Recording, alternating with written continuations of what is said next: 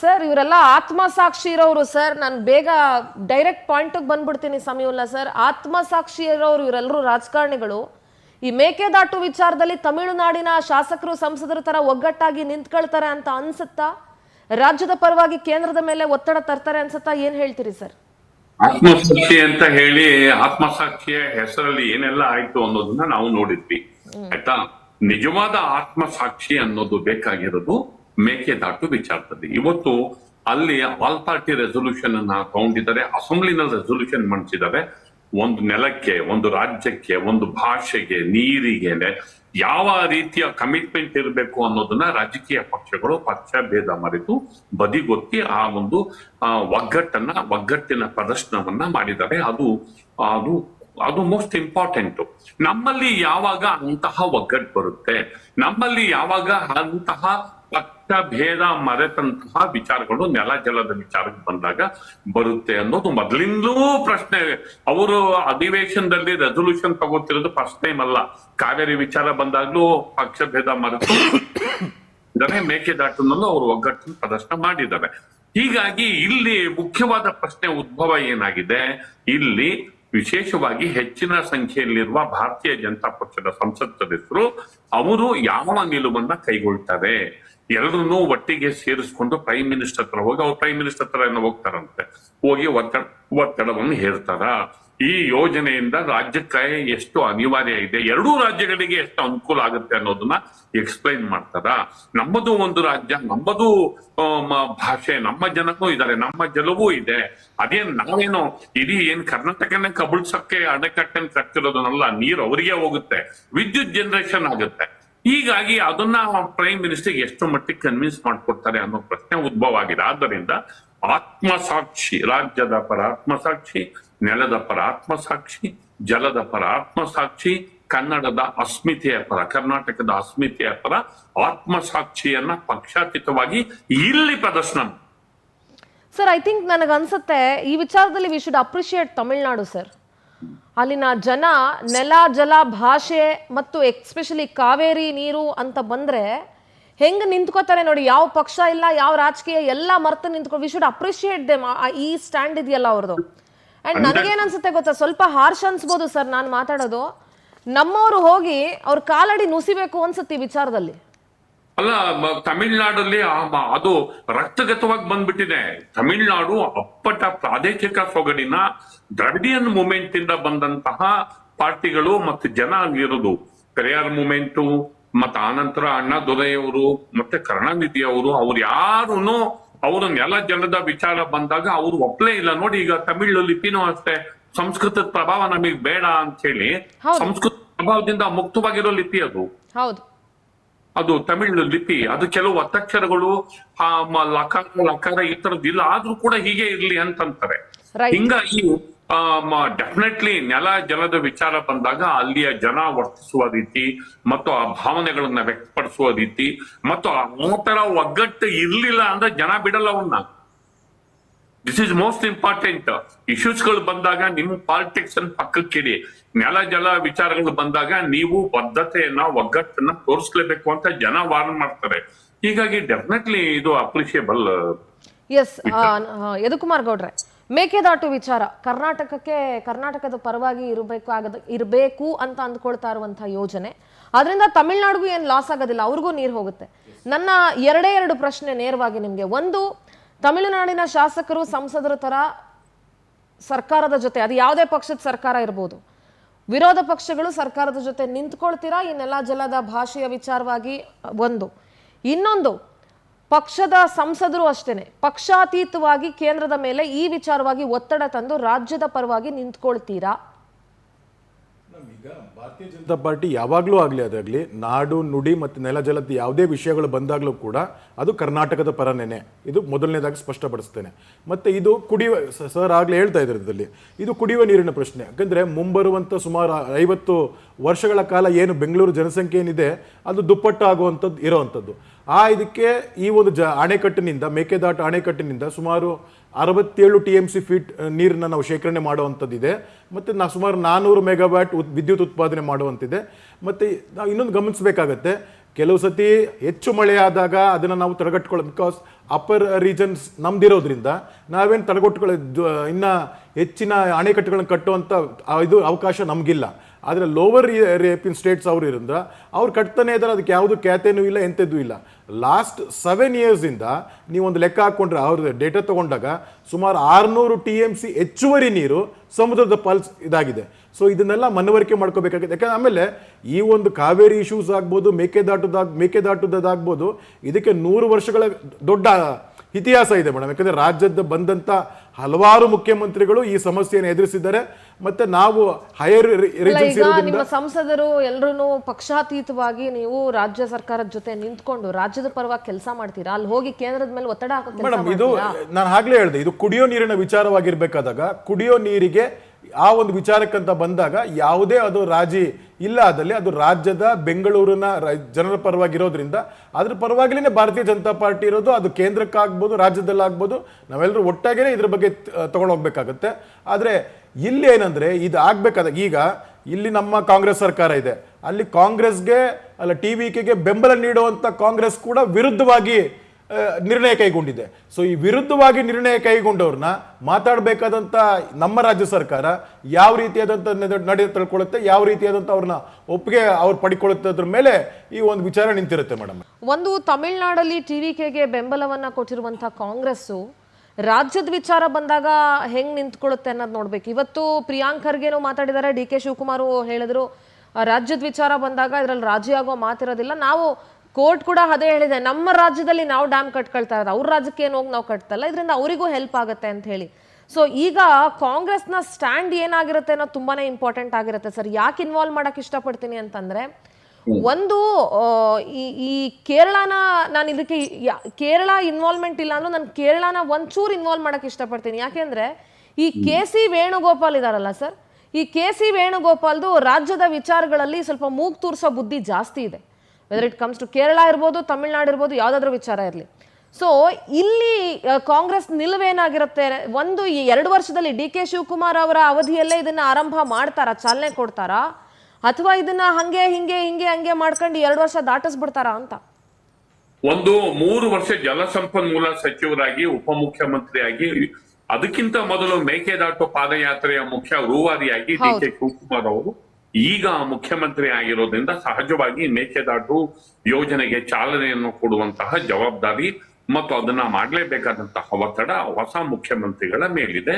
ಇದರಲ್ಲೇನು 2 ಮಾತಿಲ್ಲ. ಎರಡನೇದು, ಕಾಂಗ್ರೆಸ್ ಪಕ್ಷಗಳು ಆಯಾ ನ್ಯಾಷನಲ್ ಪಾರ್ಟಿ ಅಂತ ಬಂದಾಗ ಆಯಾ ರಾಜ್ಯಗಳಲ್ಲಿ ಅವರವರ ರಾಜ್ಯದ ಪರ ನಿಲುವನ್ನ ತೆಗೆದುಬಿಡ್ತಿದ್ರು ಮೊದಲಿಂದಲೂ ನೋಡ್ತಿದೀವಿ. ಅದರಲ್ಲೇನು ಹೊಸ್ತೇನಲ್ಲ. ಕಾವೇರಿ ವಿಚಾರದಲ್ಲೂ ಅಷ್ಟೇ, ಬೇರೆ ವಿಚಾರದಲ್ಲೂ ಅಷ್ಟೇ. ಹಂಗ ಹೇಳಂಗಿತ್ತು ಅಂದ್ರೆ, ಈಗ ಗೋವಾದಲ್ಲಿ ಮಹದಾಯಿ ವಿಚಾರ ಬಂದಾಗ ಭಾರತೀಯ ಜನತಾ ಪಕ್ಷದ ನಿಲುವು ಆ ರಾಜ್ಯದ ಪರ ಇದೆ. ಇಲ್ಲಿ ಭಾರತೀಯ ಜನತಾ ಪಕ್ಷ ಯಾವ ಸ್ಟ್ಯಾಂಡ್ ತಗೊಳುತ್ತೆ? ಭಾರತೀಯ ಜನತಾ ಪಕ್ಷ ರಾಜ್ಯದ ಪರ ಸ್ಟ್ಯಾಂಡ್ ತಗೊಳುತ್ತೆ. ಆಯ್ತಾ? ಹಿಂಗಾಗಿ ಅದನ್ನ ನೀವು ನಿಮ್ ಪಾರ್ಟಿ ಅಲ್ಲಿ ಬೆಂಬಲ ಮಾಡಿದೆ, ನೀವೇನ್ ಇಲ್ಲಿ ಮಾಡ್ತೀರಾ ಅಂತ ಹೇಳಿದ್ರೆ ಅದಕ್ಕೇನ ಅದಲ್ಲ. ಅಂತಹ ಪ್ರಶ್ನೆಗಳನ್ನ ನಾನು ಒಪ್ಪೋದಿಲ್ಲ. ನಮ್ಮ ರಾಜ್ಯ, ನಮ್ಮ ಪಕ್ಷ, ನಮ್ಮ ಸಂಸತ್ ಸದಸ್ಯರು, ನಮ್ಮ ಮುಖ್ಯಮಂತ್ರಿ. BJP ಪಕ್ಕಕ್ಕಿಡಿ, ಕಾಂಗ್ರೆಸ್ ಪಕ್ಕಕ್ಕಿಡಿ. ಹೌದು, ನಮ್ಮ ಸಂಸತ್ ಸದಸ್ಯರು ನಮ್ಮ ಹಕ್ಕುಗಳ ರಕ್ಷಣೆಗೆ, ನಮ್ಮ ಬೆಂಗಳೂರು ಜನರ ಕುಡಿಯುವ ನೀರಿನ ಹಕ್ಕುಗಳ ರಕ್ಷಣೆಗೆ ನಮ್ಮ ಪ್ರೈಮ್ ಮಿನಿಸ್ಟರ್ ಮೇಲೆ ಮೀಟ್ ಮಾಡಿ ಯೋಜನೆಯನ್ನ ಕ್ಲಿಯರೆನ್ಸ್ ಮಾಡಿಸೋ ಸಂಬಂಧ ಯಾವ ಒತ್ತಡವನ್ನ ಹೇರ್ತಾರೆ. ಸರ್, ನಾನು ಯಾಕೆ ಈ ಪ್ರಶ್ನೆ ಕೇಳಿದೆ ಅಂತಂದ್ರೆ, ಒಂದು ಕಾಂಗ್ರೆಸ್ ಸಂಬಂಧಪಟ್ಟಂಗೆ, ಇನ್ನೊಂದು ಯಾಕೆ ಕೇಳಿದೆ ಅಂದ್ರೆ, ಎಸ್ಪೆಷಲಿ BJP ಸಂಸದರಿದಾರಲ್ಲ ಸರ್, ಕಳೆದ ಟರ್ಮ್ ಇಂದನೂ ಅಷ್ಟೇ ಈ ಟರ್ಮ್ ನೋಡಿ, ನೀವು ರಾಜ್ಯಕ್ಕೆ ಬರ್ಬೇಕಾಗಿರೋ ಹಣದ ವಿಚಾರ ಆಗ್ಲಿ, ಅಥವಾ ನಮ್ಮ ಟ್ಯಾಬ್ಲೋಗಳಿಗೆ ಅಲ್ಲಿ ಅವಕಾಶ ಕೊಡಿಸೋ ವಿಚಾರ ಆಗಿರ್ಬೋದು, ಕೇಂದ್ರದಲ್ಲಿ ಇವ್ರು ಹೋಗಿ ತುಟಿ ಬಿಚ್ಚುವಂತ ಯಾವ ಧೈರ್ಯವೂ ಇವ್ರಿಗಿಲ್ಲ ಸರ್. 1 ರೂಪಾಯಿನ ಧೈರ್ಯ ಇಲ್ಲ ಸರ್ ಇವ್ರಿಗೆ, 1 ರೂಪಾಯಿನ ಧೈರ್ಯ ಇಲ್ಲ ಇವ್ರಿಗೆ, ಹೇಳ್ಬಿಡ್ತೀನಿ. ಇದುವರೆಗೂ ರಾಜ್ಯದ ಪರವಾಗಿ ಏನ್ ಕೆಲಸ ಮಾಡ್ಕೊಂಡ್ ಬಂದಿದ್ದಾರೆ ಸರ್? ಏನು ರಾಜ್ಯದ ಏನೇನ್ ಅನುಕೂಲ ಆಗೋ ತರ ಮಾಡ್ಕೊಂಡ್ ಬಂದಿದ್ದಾರೆ ಹೇಳಿ? ಕೇಂದ್ರದಿಂದ ಬಜೆಟ್ ಮಾಡಿದ್ರಲ್ಲ, ಕರ್ನಾಟಕಕ್ಕೆ ಏನ್ ಸಿಕ್ತು ಸರ್? ಚಿಪ್ ಸಿಕ್ತು ಅಷ್ಟೇನೆ, ಏನಿಲ್ಲ. ಅದು ಅನಂತ್ ಕುಮಾರ್ ಕಾಲಕ್ಕೆ ಹೊರಟೋಯ್ತು. ಅನಂತ್ ಕುಮಾರ್ ಅವರು ಕೇಂದ್ರದಲ್ಲಿ ಸಚಿವರಾಗಿದ್ದಾಗ ರಾಜ್ಯದ ಪರ ಕಾವೇರಿ ಆಲ್ ಪಾರ್ಟಿ ಮೀಟಿಂಗ್ ಇರ್ಬೋದು, ಪ್ರೈಮ್ ಮಿನಿಸ್ಟರ್ ಮೇಲೆ ಒತ್ತಡ ಹೇರೋದಿರ್ಬೋದು, ರಾಜ್ಯಕ್ಕೆ ಬರುವ ಅನುದಾನದ ವಿಚಾರ ಇರ್ಬೋದು, ಮತ್ತೆ ವಿಶೇಷ ಅನುದಾನದ ವಿಚಾರ ಇರ್ಬೋದು, ಮುತುವರ್ಜಿ ತಗೋತಿದ್ರು, ಕುತ್ಕೋತಿದ್ರು, MP ಗಳು ಬಂದ್ರೆ ಕರ್ಕೊಂಡು ಹೋಗ್ತಿದ್ರು, ಪ್ರೈಮ್ ಮಿನಿಸ್ಟರ್ ಜೊತೆ ಮೀಟಿಂಗ್ ಫಿಕ್ಸ್ ಮಾಡ್ತಾ ಇದ್ರು. ಏನಾದ್ರು ಸಬ್ಜೆಕ್ಟ್ ಇದ್ರೆ ಅವ್ರು ಅದನ್ನ ಫಾಲೋ ಮಾಡೋರು. ಅಂತದೊಂದು ಲೀಡರ್ಶಿಪ್ ಅಲ್ಲಿ ಇತ್ತು. ಅನಂತಕುಮಾರ್ ಅವರಂತಹ ನಾಯಕತ್ವ ಅಲ್ಲಿತ್ತು. ಈಗಿಲ್ಲ. ಆ ಕೊರತೆನ ಪ್ರಹ್ಲಾದ್ ಜೋಶಿ ತುಂಬ್ತಾರೆ ಅಂತ ಅನ್ಕೊಂಡಿದ್ವಿ, ಇಲ್ಲ. ಸರ್ ಯಾವ ಮಟ್ಟಕ್ಕೆ ಬಂದ್ಬಿಟ್ಟಿದ್ದಾರೆ ಅಂತ ಹೇಳಿದ್ರೆ, ಕೇಂದ್ರದಲ್ಲಿ ಏನಾದ್ರೂ ಹೇಳಿ ಸರ್, ಮೋದಿ ಅಮಿತ್ ಶಾನೋ ಇನ್ನೊಬ್ರು ಏನಾದ್ರೂ ಹೇಳಿ, whether it is right or wrong ಅಂತ ಯೋಚನೆನೂ ಮಾಡದೇ ಇರೋಷ್ಟು ವಿವೇಕ ಕಳ್ಕೊಂಡ್ ಬಿಟ್ಟಿದ್ದಾರೆ ಸರ್. ಇಲ್ಲ. ಹಿಂಗಾಗಿ ಅಲ್ಲಿ ರಾಜ್ಯವನ್ನ ರೆಪ್ರೆಸೆಂಟ್ ಮಾಡೋರು, ರಾಜ್ಯದ ಹಕ್ಕುಗಳನ್ನ ಬಲವಾಗಿ ಪ್ರತಿಪಾದಿಸುವಂತಹ ಲೀಡರ್ಸ್ ಗಳು ಭಾರತೀಯ ಜನತಾ ಪಕ್ಷದಲ್ಲಿ ಇಲ್ಲ. ಅದು ದೊಡ್ಡ ಕೊರತೆ. ಅನಂತಕುಮಾರ್ ನಿಧನದ ಬಳಿಕ ರಾಜ್ಯದ ಹಿತಾಸಕ್ತಿಯನ್ನ ಕೇಂದ್ರದಲ್ಲಿ ಬಲವಾಗಿ ಪ್ರತಿಪಾದಿಸಿ ಅದಕ್ಕಾಗಿ ಅಗತ್ಯ ಬಿದ್ದಾಗ ಲಾಬಿ ಮಾಡೋದಿಲ್ಲ. ದೊಡ್ಡ ನಷ್ಟ ಅದು. ಪ್ರಹ್ಲಾದ್ ಜೋಶಿ ಅವರು ಆ ಕೊರತೆ, ಅವ್ರು ಈಸ್ ಎ ಪವರ್ಫುಲ್ ಮಿನಿಸ್ಟರ್, ಅದಲ್ಲೇನು ಎರಡು ಮಾತಿಲ್ಲ. ಅವರೊಬ್ಬ ಪ್ರಭಾವಿ ನಾಯಕ. ಅವರು ಮೇಕೆದಾಟುನೇ ಮಾಡ್ಲಿಲ್ಲ. ಅವರು ಆ ಭಾಗದ ಮೇಕೆದಾಟು ವಿಚಾರನೇ ಬರ್ಲಿಲ್ಲ. ಎಲೆಕ್ಷನ್ ಟೈಮಲ್ಲಿ ಸ್ಟೇಟ್ಮೆಂಟ್ ಮಾಡ್ಬಿಟ್ರು ಸೆಂಟ್ರಲ್ ಗೌರ್ಮೆಂಟ್ ಕ್ಲಿಯರ್ ಮಾಡಿದೆ ಅಂತ. ಎಲ್ಲೋಯ್ತು sir? I don't think so. Prahlad Joshi ಅವರ ಪ್ರಭಾವವನ್ನ ರಾಜ್ಯದ ಉದ್ಧಾರಕ್ಕೋಸ್ಕರ ಬಳಸ್ತಾರೆ ಅಂತ ನನಗೆ ಏನು ಅನಿಸ್ತಾ ಇಲ್ಲ. ನೀವು ಕೇಳೋದ್ ಸರಿ, ಆ ಪ್ರಶ್ನೆ ಉದ್ಭವ ಆಗುತ್ತೆ. ಅದನ್ನ ನಾವು ಕೇಳ್ಬೇಕಾಗುತ್ತೆ. ಏನೇ ಇರ್ಲಿ, ನಾನು ಹೇಳೋದೇನು ಅಂದ್ರೆ, ಆಯ್ತು ಬಿಜೆಪಿ ಎಂಪಿಸು, ಬಿಜೆಪಿ ಅಂತ ಬೇಡ, ನಮ್ಮ ಎಂಪಿಸು, ನಮ್ಮ ಸಂಸತ್ ಸದಸ್ಯ ಜನ ಆಯ್ಕೆ ಮಾಡಿದ್ರು. ನಮ್ಮ ಹೌದು ಸರ್, ನಮ್ಮ ಎಂಪಿಗಳು ನಮ್ಮ ಪರವಾಗಿ ಹೋಗಿ ಮಾತಾಡಲ್ಲ. ಕೇಂದ್ರ ಎಲ್ಲ ದುಡ್ಡು ಕೊಟ್ಬಿಡಿದೆ, ಕೇಂದ್ರ ಎಲ್ಲ ದುಡ್ಡು ಕೊಟ್ಬಿಡಿದೆ ಅಂತ ಕೇಂದ್ರದ ಪರವಾಗಿ ಮಾತಾಡ್ತಾರೆ. ಪುನಃ ನಮ್ ಟ್ಯಾಬ್ಲಾಗ್ ಅವಕಾಶ ಕೊಟ್ಟಿಲ್ಲ ಅಂತಂದ್ರೆ ಇದು ಒಕ್ಕೂಟದ ವ್ಯವಸ್ಥೆ, ನೆಕ್ಸ್ಟ್ ಟೈಮ್ ನಮಗ್ ಕೊಡ್ತಾರೆ ಅಂದ್ರೆ ಏನ್ ಒಕ್ಕೂಟದ ವ್ಯವಸ್ಥೆ ಸರ್? ಮೇಕೆದಾಟು ವಿಚಾರದಲ್ಲಿ ಹೈಕೋರ್ಟ್ ಇಂದ ನಮಗೆ ಕ್ಲಿಯರೆನ್ಸ್ ಸಿಕ್ಕಿಲ್ಲ. ಹೌದು, ಹೈಕೋರ್ಟ್ ಇಂದ ನಮಗೆ ಹಸಿರು ನಿಶಾನೆ ಏನು ಸಿಕ್ಕಿಲ್ಲ. ಇವರು ತಮಿಳುನಾಡು ಹೈಕೋರ್ಟ್, ಸುಪ್ರೀಂ ಕೋರ್ಟಿಗೆ, ಹೈಕೋರ್ಟ್ ಅಲ್ಲ ಸುಪ್ರೀಂ ಕೋರ್ಟ್ಗೆ ಮನವಿ ಮಾಡಿದಂತ ಸಂದರ್ಭದಲ್ಲಿ ಅದೇನ್ ಸೆಂಟ್ರಲ್ ಗೌರ್ಮೆಂಟ್ ಆರ್ಡರ್ ಆಗಿದ್ಯಾ, CWC ಕಮಿಷನ್ ಏನಾದ್ರು ಕ್ಲಿಯರ್ ಆಗಿದ್ಯಾ, ಎನ್ವಿರಾನ್ಮೆಂಟಲ್ ಕ್ಲಿಯರೆನ್ಸ್ ಸಿಕ್ಕಿದ್ಯಾ ಅಂತ ಕೇಳಿದಾಗ ಇಲ್ಲ, ಯಾವ್ದು ಇಲ್ಲ, ಇನ್ನು ಸಬ್ಮಿಷನ್ ಸ್ಟೇಜ್ ಅಲ್ಲಿ ಇದೆ, ಇನ್ನು ಯೋಜನಾ ವರದಿಯು ಕೂಡ ಸಬ್ಮಿಷನ್ ಆಗಿಲ್ಲ, ಸೆಂಟ್ರಲ್ ಅದ್ರ ಬಗ್ಗೆ ಡಿಸಿಷನ್ ತಗೊಂಡಿಲ್ಲ, ಇನ್ನು ಮಂಜೂರಾತಿ ಕೊಡೋ ಮಟ್ಟದಲ್ಲೂ ಇಲ್ಲ, ಪರಿಶೀಲನೆ ಲೆವೆಲ್ ಅಲ್ಲೂ ಇಲ್ಲ, ಸಬ್ಮಿಷನ್ ಸ್ಟೇಜ್ ಅಲ್ಲಿ ಇದೆ ಅನ್ಬೇಕಾದ್ರೆ ನೀವು ಅದನ್ನ ಸೆಂಟ್ರಲ್ ಗೌರ್ಮೆಂಟ್ ಅಥವಾ ಬೇರೆ ಬೇರೆ ಏಜೆನ್ಸೀಸ್ ಮೂವ್ ಮಾಡಿದ್ರೆ then you come to me. ಇನ್ನು ಏನೂ ಆಗಿಲ್ಲ, ಈಗ ಯಾಕೆ ಬರ್ತೀರಾ, then you come to me, then we will see ಅಂತ ಹೇಳಿರೋದು. ಅಂದ್ರೆ ಇದರ ಬಗೆಗಿನ ಕಾನೂನು ಸಮರದ ಆಪ್ಷನ್ ಅನ್ನ ಓಪನ್ ಇಟ್ಕೊಂಡಿದ್ದಾರೆ, ಓಪನ್ ಇದೆ. ಹಿಂಗಾಗಿ ಇಂಥ ಕ್ರುಷಿಯಲ್ ಟೈಮ್ ಅಲ್ಲಿ ನಮ್ಮ ಎಂಪಿಗಳು ರೋಲು ತುಂಬಾ ಇಂಪಾರ್ಟೆಂಟ್. ನಮ್ಮ ಎಂಪಿಗಳು ಲಾಬಿಯನ್ನ ಮಾಡಬೇಕು, ರಾಜ್ಯದ ಪರ ಲಾಬಿಯನ್ನ ಮಾಡಬೇಕು. ಸರ್ ಏನಾದ್ರೂ ನೀವು ಲಾಸ್ಟ್ ಟರ್ಮ್ ಇಂದ ಇಲ್ಲಿವರೆಗೂ ನೋಡಿ, ಯಾರಾದ್ರೂ ಒಂದು ರಾಜ್ಯದ ಪರ ಅವರ MP ಫಂಡ್ ಅಲ್ಲಿ ಏನು ಬಂದಿರುತ್ತೆ ಅದ್ರಲ್ಲಿ ಏನೋ ಒಂದಷ್ಟು ಕೊಟ್ಟು ವ್ಯವಸ್ಥೆ ಮಾಡಿರೋದು ಬಿಟ್ರೆ ಇನ್ನು ಏನ್ ಮಾಡಿದ್ದಾರೆ ಅಂತ ಹೇಳಿ ಸರ್? ರಾಜ್ಯದ ಪರವಾಗಿ ಒಂದು ಯೋಜನೆ ಅವ್ರು ಯಾರಾದ್ರೂ ತಗೊಂಡ್ಬಂದಿರೋದು? ಮಾಮೂಲಿ ಸರ್, ರೈಲು ಮಾಮೂಲಿ ಅವ್ರ MP ಫಂಡ್ ಅಲ್ಲಿ ಏನೇನ್ ಬರುತ್ತೋ ಅಷ್ಟು ಅವ್ರು ಇದಕ್ಕೆ ಅವರ ಒಂದು ಕಾನ್ಸ್ಟಿಟ್ಯೂಯನ್ಸಿಗೆ ಬಿಟ್ರೆ ರಾಜ್ಯಕ್ಕೆ ಒಂದು ಮಹತ್ವದ ಯೋಜನೆ ಕಾಂಗ್ರೆಸ್ ಆಗ್ಲಿ ಬಿಜೆಪಿ ಎಂಪಿಗಳಾಗ್ಲಿ ಯಾರಾದ್ರಾಗ್ಲಿ ಒಟ್ನಲ್ಲಿ ನಮ್ಮ ರಾಜ್ಯದ ಎಂಪಿಗಳು ಏನಾದ್ರು ತಗೊಂಡ್ಬಂದಿದಾರ ಸರ್? ಎಸ್ ಯದುಕುಮಾರ್ ಗೌಡ್ರ, ಇದು ಪ್ರಶ್ನೆ ಯಾಕೆ ಅಂದ್ರೆ ನಾನು ಹೇಳಿದ್ನಲ್ಲ ಸರ್, ಹೇಳ್ದಂಗೆ ಇದು ಕಾಂಗ್ರೆಸ್ ಬಿಜೆಪಿ ಅನ್ನೋಕ್ಕಿಂತ ಹೆಚ್ಚಾಗಿ ನಮ್ಮ ಎಂಪಿಗಳು ರಾಜ್ಯದ ಪರವಾಗಿ ಧ್ವನಿ ಎತ್ತೋ ಪರಿಸ್ಥಿತಿಯಲ್ಲಿ ಇಲ್ಲ ಅಂತ ಅಂದಾಗ ವಿ ಫೀಲ್ ಸೋ ಬ್ಯಾಡ್. ಏನಪ್ಪಾ ಇಂಥವ್ರನ್ನ ಆಯ್ಕೆ ಮಾಡಿ ಕಳ್ಸಿದೀವ, ನಮ್ಮ ಪರವಾಗಿ ಧ್ವನಿ ಎತ್ತಿ ಅಂತ ಇವ್ರನ್ನ ಕಳ್ಸಿದ್ರೆ ಇವ್ರನ್ನೇನ್ ಕೇಂದ್ರದ ಪರವಾಗಿ ಪೂಜೆ ಮಾಡ್ಕೊಂಡು ಅವ್ರ ನಾಮಜಪ ಮಾಡಿ ಅಂತ ನಾವು ಕಳ್ಸಿರೋದು ಅಂತಾರೆ. ಮೇಡಮ್ ಇಲ್ಲಿ ಯಾರ್ದು ನಾಮಜಪ ಅನ್ನೋದೇನು ಇಲ್ಲ ಮೇಡಮ್. ಇದು ರಾಜ್ಯದ ವಿಷಯ ಬಂದಾಗ, ಅದು ಅದ್ರ ಜೊತೆಗೆ ಕುಡಿಯೋ ನೀರಿನ ವಿಷಯ ಬಂದಾಗ ಅದರಲ್ಲಿ ಯಾವುದೇ ಒಂದು ಇದು ಏನಂತ ರಾಜಕೀಯದ ಇಲ್ಲ ಮೇಡಮ್. ಅದಲ್ಲಿ ನಾವು ಹೇಳುವಂಥದ್ದು ಅವಾಗ್ಲೂ ಹೇಳೋದು ಇವಾಗ್ಲೂ ಹೇಳೋದು ಮೇಡಮ್. ಇವಾಗ ಇದರಲ್ಲಿ ಡೀಟೇಲ್ಡ್ DPR ರಿಪೋರ್ಟ್ ತಯಾರಾಗಿದೆಯಾ? ಇಲ್ಲ. ಆಮೇಲೆ ಇನ್ನೊಂದು ಮೇನ್ ಏನಂದ್ರೆ, ಈಗ ಇದು ಯೋಜನೆಯಿಂದ ಮುಳುಗಡೆ ಆಗುವ ಒಟ್ಟು ಅರಣ್ಯ ಪ್ರದೇಶ ಎಷ್ಟು, ಅದಕ್ಕೆ ಆಲ್ಟರ್ನೇಟಿವ್ ಇದನ್ನೆಲ್ಲ ಮಾಡಬೇಕಾಗಿರೋದು ನಾವು ಎಷ್ಟೋ ಸತಿ ಸರ್ಕಾರ ಕೇಳಿರುವಂತದ್ದು, ಅದು ಯಾವುದೇ ಆಲ್ ಪಾರ್ಟಿ ಮೀಟಿಂಗ್ ಆಗ್ಲಿ, ಈ ಕುಡಿಯೋ ನೀರಿನ ವಿಷಯವಾಗ್ಬೋದು, ಮೇಕೆದಾಟಿಗಾಗ್ಬೋದು, ನಾವು ನಿಮ್ ಜೊತೆಗೆ ಬಂದು ಕೇಂದ್ರದಲ್ಲಿ ಮಾತಾಡಕ್ಕೆ ತಯಾರು ಅಂತ ಅನ್ಬಿಟ್ಟು ಆಸ್ ಎ ರೆಪ್ರೆಸೆಂಟೇಟಿವ್ ಅಂತ ಅನ್ಬಿಟ್ಟು. ಯಾಕೆ ಈ ಪ್ರಶ್ನೆನ ಪರ್ಟಿಕ್ಯುಲರ್ ಆಗಿ ನಿಮಗೆ ಕೇಳ್ತಾ ಇದ್ದೀನಿ ಯದುಕುಮಾರ್ ಗೌಡ್ರೆ ಅಂದ್ರೆ, ಸಮೀಲಾ ಸರ್, ಇಫ್ ಯು ರಿಮೆಂಬರ್, ರಾಜ್ಯಪಾಲರು ಏನೋ ಒಂದು ಎಡವಟ್ಟು ಮಾಡ್ಕೊಂಡು ಅಥವಾ ರಾಜ್ಯಪಾಲರು ವಿಚಾರ ಬಂದಾಗ ಬಿಜೆಪಿ ಅವ್ರ ಪರ ವಹಿಸ್ಕೊಂಡು ಮಾತಾಡುತ್ತೆ. ರಾಜ್ಯಕ್ಕೇನೋ ಆಯ್ತು, ಅವ್ರು ಹಿಂಗ್ ಮಾಡಬಾರ್ದಾಗಿತ್ತು ಅನ್ನೋ ವಿಚಾರ ಬಂದಾಗ ಬಿಜೆಪಿ ಅವ್ರ ಪರ ವಹಿಸ್ಕೊಂಡು ಮಾತಾಡುತ್ತೆ. ಯಾಕೆ? ಕೇಂದ್ರದಿಂದ ಅವರನ್ನು ನಿಯೋಜಿಸಲ್ಪಟ್ಟಿರ್ತಾರೆ ಅಂತ ಹೇಳಿ. ಅಂಥದ್ರಲ್ಲಿ ಇವರು ರಾಜ್ಯದ ಪರವಾಗಿ ಧ್ವನಿನೇ ಎತ್ತಕ್ಕಾಗಲ್ಲ, ರಾಜ್ಯದ ಪರವಾಗಿ ಜೊತೆ ನಿಲ್ಲಕ್ಕಾಗಲ್ಲ, ಹೋಗಕ್ಕಾಗಲ್ಲ, ಕೇಳಕ್ಕಾಗಲ್ಲ, ರಾಜ್ಯಕ್ಕೆ ಬರೋ ಹಣ ಕೇಳಕ್ಕಾಗಲ್ಲ ಅಂತ ಅಂದಾಗ ಪ್ರಶ್ನೆ ಬಂದೇ ಬರುತ್ತಲ್ವಾ ಸರ್? ಏನಪ್ಪ ಪಕ್ಕದ ರಾಜ್ಯದಲ್ಲಿ ಅಷ್ಟು ಒಗ್ಗಟ್ಟಾಗಿ ನಿಂತ್ಕೊಂಡಿದ್ದಾರೆ, ರಾಜಕೀಯನ ಬದಿಗೊತ್ತಿ ರಾಜ್ಯಕ್ಕೋಸ್ಕರ, ನಮ್ಮ ರಾಜ್ಯದಲ್ಲಿ ಯಾಕೆ ಹಿಂಗೆ ಅಂತ ಹೊಟ್ಟವ್ರಿ ಅಲ್ವಾ ನಮ್ಗೆ? ಯಾರು ಇಲ್ವೇ ಲೀಡರ್ಸು? ಲೀಡ್ ಮಾಡೋರು ಯಾರು ಲೀಡ್ ಮಾಡ್ತಿದ್ದಾರೆ? ಕೇಳೋರು ಯಾರು? ಈಗ ನಮ್ ಚೀಫ್ ಮಿನಿಸ್ಟರ್ ಕೂಡ ಎಂಪಿಗಳು ಮೀಟಿಂಗ್ ಮಾಡ್ಬೇಕು. ಅವ್ರು ಮಾಡಿದಾರೆ, ಲಾಸ್ಟ್ ಟೈಮ್ ಎಲ್ಲ ಮಾಡಿದ್ರು. ಡೆಲ್ಲಿಗೆ ಹೋಗಿ ಎಂಪಿಗಳು ಮೀಟಿಂಗ್ ಎಲ್ಲ ಮಾಡಿದ್ರು, ಆದ್ರೂ ಹೋಗಲ್ಲ. ಇದು ಬರೀ ಬಿಜೆಪಿ ಎಂಪಿಸ್ ಅಲ್ಲ, ಕಾಂಗ್ರೆಸ್ ಎಂಪಿಗಳಿಗೂ ಅನ್ವಯ. ಹೌದು, ಬಿಜೆಪಿ ಎಂಪಿಗಳು, ನಮ್ ಎಂಪಿಗಳು ಹೋಗಲ್ಲ. ಏನ್ ಮಾಡ್ತೀರಾ? ನಮ್ ದುರಾದೃಷ್ಟ ಇದು, ನಮ್ಮ ಹಣೆ ಬರ ಇದು. ಬರೀ ಹೆಂಗ ಹೋಗಿದೆ ಯದುಕುಮಾರ್ ಗೌಡ್ರ ಅಂದ್ರೆ, ಐ ಟೆಲ್ ಯು, ಸೋಷಿಯಲ್ ಮೀಡಿಯಾದಲ್ಲಿ ಒಂದು ಗುದ್ಲಿ ಹಿಡ್ಕೊಂಡ, ಒಂದ್ ಇನ್ನೇನೋ ಮಾಡ್ದ ಅನ್ನೋದು ಒಂದು ಫೋಟೋಗಳು ಬರ್ತವೆ, ಪೋಸ್ಟ್ಗಳು ಬರ್ತವೆ. ಇವರು ನಡ್ಕೊಂಡು ಹೋಗೋದು, ಕಾರಿಂದ ಕೆಳಗಿಳಿಯೋದು, ಯಾವ ಹೀರೋಯಿನ್ಗೂ ಕಡಿಮೆ ಇಲ್ದಿರಂಗೆ ಸೋಷಿಯಲ್ ಮೀಡಿಯಾದಲ್ಲಿ ಆಕ್ಟಿವ್ ಆಗಿದ್ದಾರೆ ಅನ್ನೋದು ಬಿಟ್ರೆ, ಹೇಳಿ ನಾನಿವತ್ತು ನಿಮ್ಮನ್ನು ಬಿಜೆಪಿ ವಕ್ತಾರರಿಗಿಂತ ಹೆಚ್ಚಾಗಿ ನೀವೊಬ್ಬ ಕರ್ನಾಟಕದ ನಾಗರಿಕನಾಗಿ ಮಾತಾಡಿ. ನೀವು ಸೆನ್ಸಿಬಲ್ ಮ್ಯಾನ್ ಯದುಕುಮಾರ್ ಅವರು, ಸೆನ್ಸಿಬಲ್ ಪರ್ಸನ್. ಸಮೀಲ ಸರ್, ನಾವೊಂದು ಹೇಳೋವಂಥದ್ದು, ಉತ್ತರ ಕೊಡ್ತಾ ಇದ್ದೀನಿ. ಈಗ ಈ ಒಂದು ಯೋಜನೆಯಿಂದ ಮುಳುಗಡೆ ಆಗುವಂಥ ದಟ್ಟಾರಣ್ಯ ಪ್ರದೇಶಗಳು ಸುಮಾರು 6,000 ಎಕರೆಗಿಂತ ಜಾಸ್ತಿ ಇದೆ ಸರ್. ಅದಕ್ಕೆ ಆಲ್ಟರ್ನೇಟಿವ್ ಗವರ್ಮೆಂಟ್ ಬಂದು ಅದನ್ನ, ಅಂದ್ರೆ ಆಲ್ಟರ್ನೇಟಿವ್ ಇದು ನೋಡ್ಬೇಕಾಗತ್ತೆ ಸೋರ್ಸಸ್ದಲ್ಲಿ. ಅದು ಮಾಡಿದೆಯಾ ಸರ್ ಅದು ಗವರ್ಮೆಂಟ್? ಅಂದ್ರೆ ಪ್ರಸ್ತುತ ಗವರ್ಮೆಂಟ್ ಇರೋ ಕಾಂಗ್ರೆಸ್ ಗವರ್ಮೆಂಟ್, ರಾಜ್ಯದ ಸರ್ಕಾರ ಮಾಡಿಲ್ಲ. ಡೀಟೇಲ್ ಪ್ರಾಜೆಕ್ಟ್ ರಿಪೋರ್ಟ್ ಮಾಡಿಲ್ಲ. ಮತ್ತೆ ಇವರೇ ಜಲಸಂಪನ್ಮೂಲ ಸಚಿವರಾಗಿರ್ಬೇಕಾದಾಗ ಲಾಸ್ಟ್ 3 ವರ್ಷದಿಂದ ಇವರು ಅಧಿಕಾರಕ್ಕೆ ಬಂದಾದ್ಮೇಲೆ, ಇವರು ಇದಕ್ಕಿಂತ ಮುಂಚೆ ಪಾದಯಾತ್ರೆ ಮಾಡಿದಂಥದ್ದು, ತೂರಾಡ್ಕೊಂಡ್ ಬಂದಿದ್ದು, ಇದು ಮಾಡ್ಕೊಂಡ್ ಬಂದಿದ್ದೆಲ್ಲ ಜನ ನೋಡಿದ್ದಾರೆ. ಅದಾದ್ಮೇಲೆ what is it has move forward ಅನ್ನೋದನ್ನ, ಅದು ಸುಪ್ರೀಂ ಕೋರ್ಟ್ ಅಲ್ಲಿ ಅದ್ಯಾವುದು ವ್ಯಾಜ್ಯ ಅದನ್ನ ಕ್ಯಾನ್ಸಲ್ ಆಗಿರೋದು ಬಿಟ್ರೆ ರಾಜ್ಯ ಸರ್ಕಾರ ಏನ್ ಮಾಡಿದೆ ಸರ್ ಮೂವ್ ಫಾರ್ವರ್ಡ್ ಮಾಡಕ್ ಅನ್ನೋದಕ್ಕೆ? ಹೇಳಿ ಸರ್ ಅದನ್ನ. ಇದು ಮುಖ್ಯವಾಗಿ ಆಗ್ಬಿಡುತ್ತೆ. ಡೀಟೇಲ್ ಪ್ರಾಜೆಕ್ಟ್ ಅವರು ಪರಿಷ್ಕೃತ ಯೋಜನಾ ವರದಿನ detail project revise detail project report CWC ಅದನ್ನ ಅನುಮೋದನೆ ಕೊಟ್ಟಿಲ್ಲ ಅದಕ್ಕೆ ಸರ್. ಆಮೇಲೆ ಇನ್ನೊಂದೇನು ಗೊತ್ತಾ ಸರ್, ಇದ್ರಲ್ಲಿ ನಿರ್ಣಯ ತಗೊಬೇಕಾದಾಗ ಬರೀ 2 ಸ್ಟೇಟ್ ಮಾತ್ರ ನಿರ್ಣಯ ತಗೊಳ್ಳೋದಲ್ಲ. ಕಾವೇರಿ ಜಲಾನಯನ ಪ್ರದೇಶದಲ್ಲಿ ಕೇರಳ ಕೂಡ ಒಂದು, ಪಾಂಡಿಚೇರಿ ಕೂಡ ಒಂದು ಭಾಗ ಆಗಿರೋದ್ರಿಂದ this are all the States involved. ನಾನು ಹೇಳ್ತಾ ಇರೋಂಥದ್ದು, ನೀವು ಯೋಜನೆ ಬಗ್ಗೆ ಮಾತಾಡಿದ್ರಿ, ಯೋಜನೆ ಬಗ್ಗೆ ಪಾದಯಾತ್ರೆ ಮಾಡಿದ್ರಿ.